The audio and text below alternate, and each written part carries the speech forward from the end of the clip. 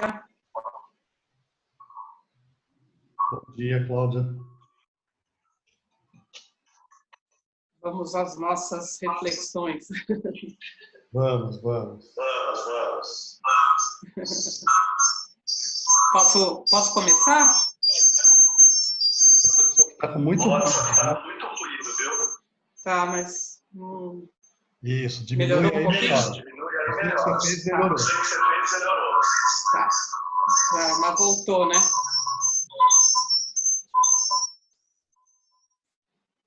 Walter, eu queria falar hoje sobre as emoções, né?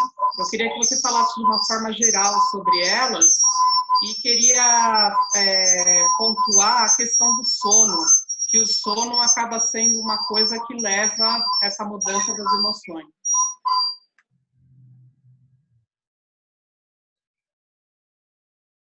Todo o nosso aparelho psíquico é muito delicado, né? Então, vamos dizer que ele é a função superior do ser humano, porque ele leva a gente a ter um processo de consciência, né? Que é um processo muito delicado entre vamos dizer, com várias fases. Nós temos, por exemplo, uma divisão muito óbvia que a gente faz entre sono e vigília. Então, tem o período onde nós estamos dormindo e o período onde a gente está acordado. Mas não é tão simples assim. Por quê? Quando a gente vai ver o sono, tem graus de sono, tem profundidades de sono e tem superficialidades. Depois tem a vigília, nós temos graus de vigília, até chegar naquilo que a gente busca nas meditações, que é a plena atenção, né? Ou o estado de presença no aqui e agora, que dá um estado de consciência diferente, que é chamada uma palavra que não tem uma tradução direta, que é awareness, que é uma palavra que fala um pouco dessa situação da plena atenção. Então, nós temos um grande leque por onde a gente passeia durante a nossa existência. Se a gente pensar que 1/3 da nossa existência é dormindo, a gente vai ter uma dimensão da importância do inconsciente, que é o que acontece durante o sono. E dos graus de profundidade que podem me dar acesso a informações desse inconsciente. E depois também a importância da vigília, do estado de plena atenção. Porque em grande parte a gente anda meio dormindo. É difícil falar isso, mas muitas vezes a gente vê que as pessoas estão andando por aí zumbizando. Ou nós mesmos nos surpreendemos em momentos onde a gente estava, não sei, em outro planeta, em outro mundo. Né? Então, esse mundo interior é um mundo muito peculiar da gente explorar e muito importante, porque tudo que acontece para a apreciação do nosso ser é subjetivo, individual e profundo. Então, eu tenho que estar presente comigo mesmo. Senão, não tenho consciência do que está se passando comigo naquele presente, né? Naquele momento. E uma das coisas importantes para a gente ter esse estado de presença, né, é a gente saber o que está acontecendo com a gente com as emoções. Né? Todo mundo gostaria de ter sentimentos profundos, sentimentos belos, né? Mas a gente observa que muitas vezes nós estamos simplesmente sendo carregados por vagalhões de emoção, como se fosse assim um mar revolto que ora me joga para um lado, ora me joga para o outro. E é muito importante no autoconhecimento a gente começar a explorar esse mundo das emoções. Até porque fisiologicamente nós já colocamos a emoção aqui no peito, no coração. como esse órgão rítmico que trabalha junto com a respiração, o pulmão, ali na caixa torácica, fosse um centro, um core. A palavra coração vem um pouco desse core, desse centro, né? Então, é o nosso centro emocional que está normalmente desequilibrado. Então, eu não consigo conversar o que está na minha mente, que seria um outro centro, que tem funções intelectuais mais precisas, e aquilo que acontece aqui nas minhas entranhas, que seria o meu centro instintivo motor, que faz toda a movimentação energética da vida, né? Mas que trabalha de uma forma totalmente inconsciente se eu não me ligar com ele. Porque ele tem que funcionar. Todo mundo tem que ter o instintivo motor funcionando. Senão a gente não faz as funções básicas da vida, né? Então, normalmente, quem fica negligenciado é o nosso mental, que fica isolado, do emocional, que fica isolado do instintivo. Isso dá uma bagunça muito grande interior. Então, há uma correlação muito importante entre essa busca do conhecimento, da consciência e do inconsciente, que vamos dizer que é um mar onde estamos mergulhados, e estamos provando um pouco e trazendo à luz da consciência um pouquinho desse mar de inconsciência, que é um grande manancial, onde tem toda a informação, tem toda a possibilidade, né? E nós somos aquela manifestação real da possibilidade. E o emocional, ele dá um colorido para isso. Então, se eu tiver com o meu emocional desequilibrado, né, é como se eu saísse de dia, mas com óculos preto. Então, tá tudo escuro. E eu não consigo ver as luzes do dia, nem as cores do dia, né? E daí, quando chega de noite, então, eu me pego totalmente na escuridão. Eu aprofundo essa escuridão. Então, ele dá um colorido que pode ser benéfico, estimulante, ou pode ser um bloqueio. Então, o primeiro ponto é uma passagem do que a gente chama de emocional inferior, no sentido, não que ele é menos importante, mas é que ele se situa numa fase inicial que precisa ser maturada para um emocional mais equilibrado. E todo mundo espera, né, a gente como adulto, que nós saibamos das nossas emoções, que nós sabemos nos conduzir e temos, diante das agruras da vida, né, uma postura adulta, positiva, né? E não é absolutamente isso que a gente verifica na prática, nem isso que acontece de forma corriqueira. Como nós não somos ensinados a olhar para as nossas emoções e trabalhar com elas, normalmente nós somos arrastados por elas, né? Se a gente for no budismo, por exemplo, né, ele vai dizer: não se deixe arrastar pelas emoções, não se apegue nelas. Deixe que elas passem. E realmente as emoções passam, como numa criança, né? A criança quer abrir uma gaveta que não pode, a gente dá uma bronca nela e ela fica muito chateada, mas daí você mostra um brinquedo para ela e ela imediatamente fica feliz. Então, se a gente não tomar cuidado, a gente permanece como essa criança, sendo levado ao sabor imediato do que acontece, das emoções que imediatamente nos acompanham a cada momento da nossa vida, né? Quando eu vou começando a me conhecer e eu vou sabendo como eu reajo, eu começo a observar essas emoções e procuro olhar no meu corpo, no meu ser, nas minhas atitudes, né? Como eu reajo. esse como dá aquele sabor do que eu sou. Então, quando eu vou entendendo como eu sou, eu posso agir naquele momento, né, de uma forma um pouco mais adulta, né? Conectando um pouco da minha inteligência com aquilo que eu estou sentindo. Então, eu tenho que trazer aqui para o corpo, para o que eu estou sentindo, para realmente entender o que aquela emoção está conversando comigo. Né? Então, eu queria aqui dar um bom dia para o pessoal que entrou aqui.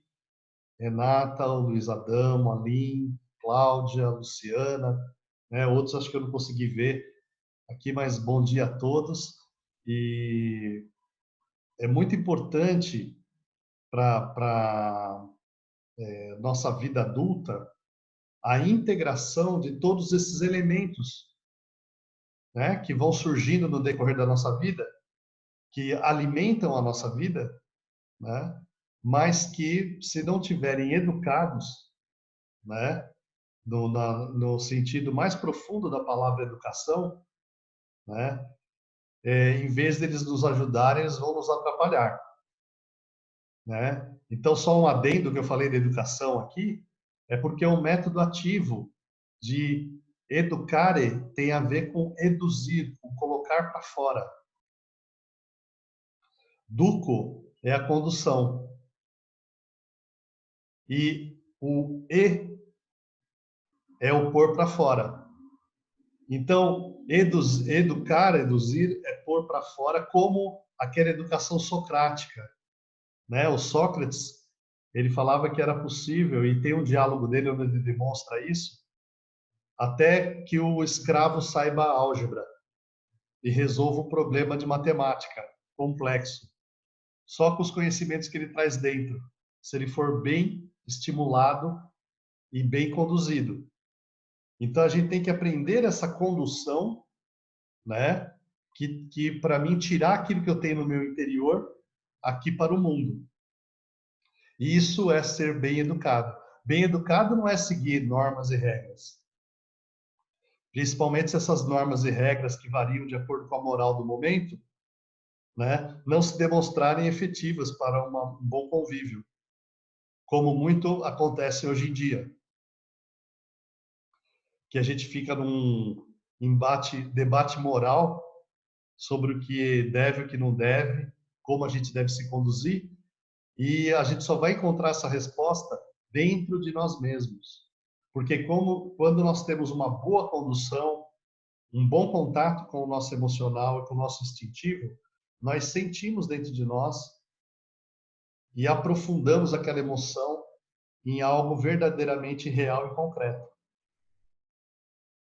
Então a gente tem o tal do sentimento profundo. Isso tem de ser sentimentos, tendem a ser muito relacionados à nossa essência, muito bons. Sendo que o emocional é aquilo que a gente falou. Ora eu estou num lado, pode contar que eu vou para o outro. Se eu estou muito alegre, pode esperar que vai vir tristeza. Se eu estou no fundo do poço, pode deixar que só tem um caminho, vou ter que sair.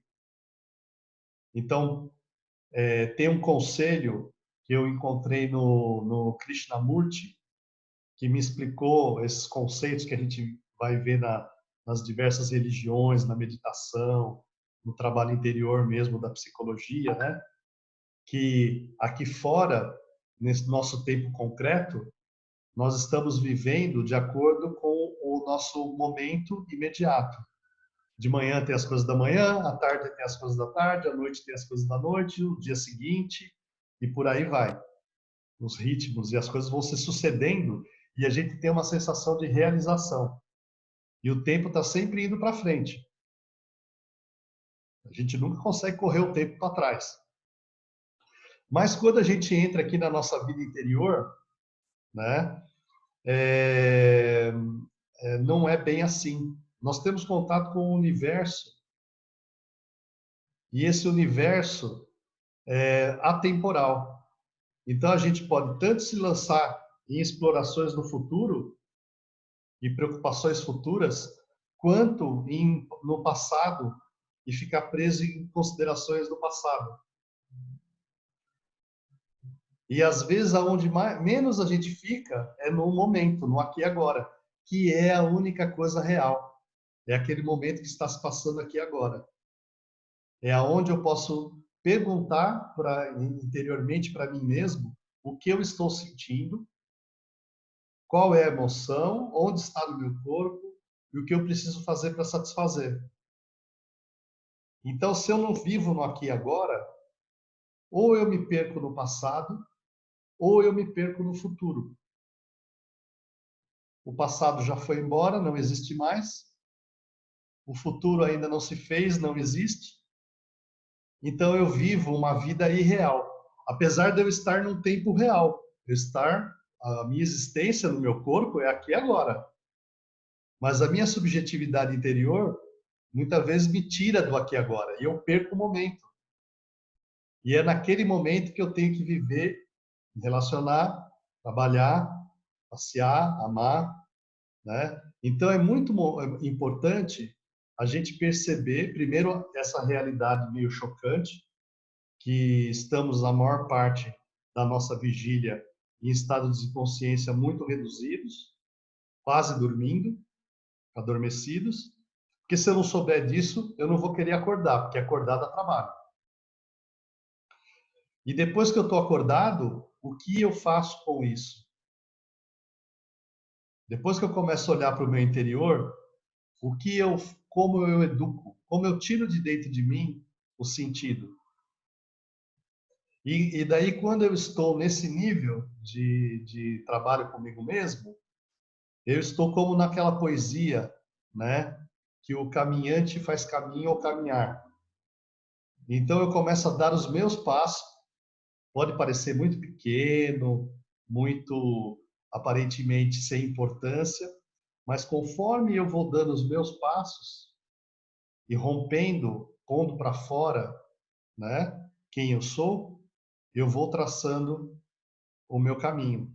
Então, eu começo a ter uma coisa chamada caminho, que todo mundo busca o seu caminho. O caminho parece que está levando a gente para algum lugar, mas isso daí é um outro assunto, para um outro, que é uma temática muito, muito grande. Para onde caminhamos? Caminhamos para a transcendência, né? E aonde está isso e como isso pode se processar, como isso é pensado, é tema para a gente filosofar aqui, né? Um curso, né? Mas essa conexão que você bem levantou das emoções, né, e do sono, e daí no caso a gente ampliou para o estado de vigília, né?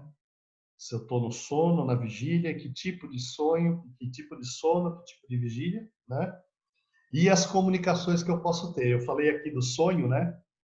Errei, falei sonho, porque o sonho são comunicações importantíssimas para a gente. Mesmo que a gente não compreenda, e nem temos que ter uma compreensão intelectual disso como primordial, né? Mas o sonho traz informações privilegiadas desse manancial inconsciente e pode alimentar o nosso processo de consciência. A linha aqui está falando que a mente está sempre querendo alimentar-se para pensar e que muitas vezes não sentimos. É isso mesmo. A nossa mente, a função dela é mentir. Então, ela está sempre indo adiante e sempre perscrutando, pesquisando, tentando entender, né? Ela tem uma característica de olhar na dualidade, então ela está sempre se questionando e é muito claro para a gente, porque se a gente não dá uma resposta, ela inventa uma, né? A nossa mente já inventa alguma coisa. Então, ele tenta se retroalimentar e se eu não souber isso também, eu posso ficar perdido em pensamentos. Ao invés de fazer um outro sentido da meditação, que é uma concentração em um tema, para eu receber um insight, né, sobre aquilo, um conhecimento, não, eu fico perdido no passado ou perdido no futuro. Então é importante saber onde eu estou, né? E muitas vezes não sentimos mesmo, a gente se pega vazio. Isso é uma mentira, porque o tempo inteiro a gente está vivo recebendo impressões. A nossa mente, ela funciona através de impressões. Então nós temos um corpo sensível que dá impressões internas e externas o tempo todo, para a gente se manter vivo. Porque se a gente conseguisse deixar uma pessoa num estado sem impressões nenhuma, ela ia ter uma despersonalização, porque ela não ia ter uma resposta mais de quem ela é, e provavelmente a mente ia desligar, né? Então a gente tem que atingir estados com a mente aonde eu possa, num caminho interno de autoobservação, né, me desligar dessas coisas externas e me ligar em uma outra coisa interna. Isso é um processo ativo,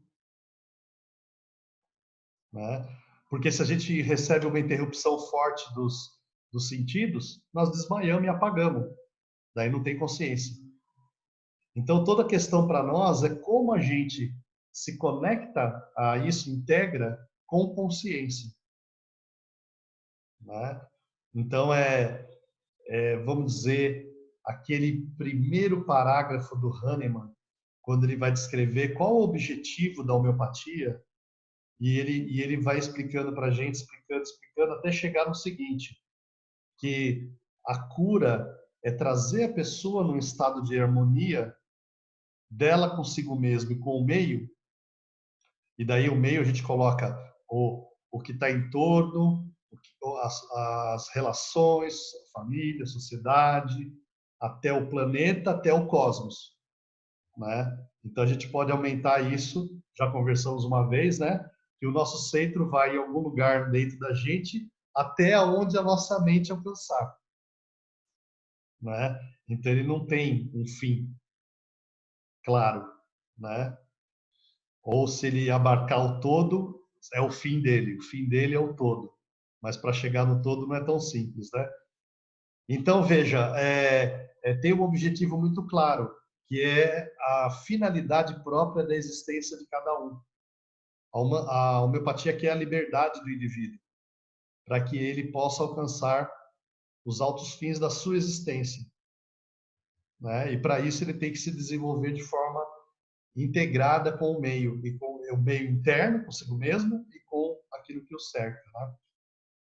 E aqui tem uma outra pergunta: como controlar as emoções para não afetar a saúde no todo? Então, no final, não é uma questão de controle. Num primeiro momento, eu estou olhando e eu estou quase colhendo material, assim, me surpreendendo com o que eu sou. E às vezes eu me surpreendo de forma positiva e às vezes eu me surpreendo de forma negativa. E depois de um tempo, eu tenho que começar a lidar com isso, né? Então eu começo a tentar trazer instâncias dentro de mim que possam de alguma forma conduzir esse processo. Depois eu tenho que abandonar qualquer controle, porque eu tenho que fluir. A vida é uma fluência, como um rio que nasce numa fontezinha e depois ele fica incontrolável e ele tem que desembocar no mar. Essa é a nossa existência. Então, é indômita. O ser humano é indômito. Então, nós não vamos conseguir controlar. Se a gente tentar controlar o nosso processo, não vai dar certo. Então, o que a gente tem que fazer? Um autoconhecimento. Daí vai ter uma fase desse autoconhecimento onde eu vou usar formas de controle educativo para mim mesmo, formas internas e externas, até eu saber de mim mesmo. E depois eu solto tudo isso. Eu já estou vivendo com o todo, com o maior. Eu já estou fluindo. O objetivo maior é fluir, né? Fluir é uma palavra assim bem aberta, né? Mas que dá uma intenção que a gente está indo desde a fonte até desaguar no mar. Tem toda uma trajetória que precisa fluir para a nossa vida se completar, né? Eu acho que seria isso, Cláudio.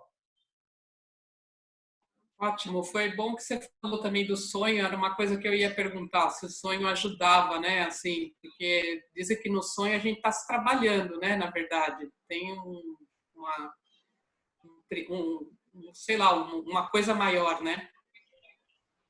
Sim, o sonho, ele está mandando informações, eu falo informações privilegiadas, direto de um local ligado a esse mar de existência, de conhecimento, de consciência, né? Que é aquilo onde estamos imersos. Então, a nossa pequena consciência está imerso num grande processo que para nós é inconsciente, né? Então, tem experiências de indicações internas muito precisas através dos sonhos. Isso em toda a história da humanidade. E é um método muito que vai se tornando um método muito claro na medida que eu vou explorando esse mundo interior. Então precisa de uma exploração. Num primeiro momento, eu tenho só que colher material, eu não posso querer entender muito.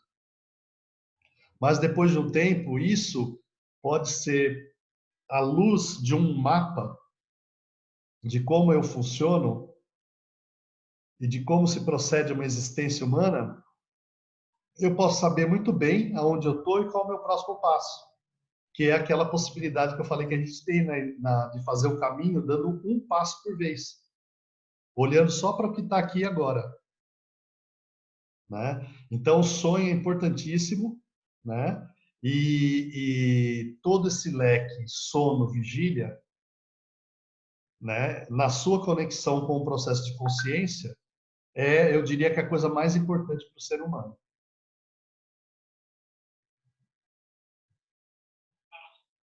Vamos Ótimo. deixar por aqui, Acho que então. podemos, Depois sim, voltamos, podemos. mas vamos destrinchar tudo isso que a gente falou. Tem muita coisa Com aí para a gente certeza. refletir, né? Tá. Aqui a Cláudia Silva, está mandando aqui gratidão pelos ensinamentos, muito bom, né? São mais reflexões do que ensinamentos, né? Os ensinamentos estão lá dentro da gente, cada um pode buscar individualmente, né? Eu agradeço a todos que acompanham aqui, que estimulam para a gente fazer dessas reflexões, né, Cláudia? Bacana, Walter. Obrigada, viu? De nada. Bom Tchau. dia. Tchau.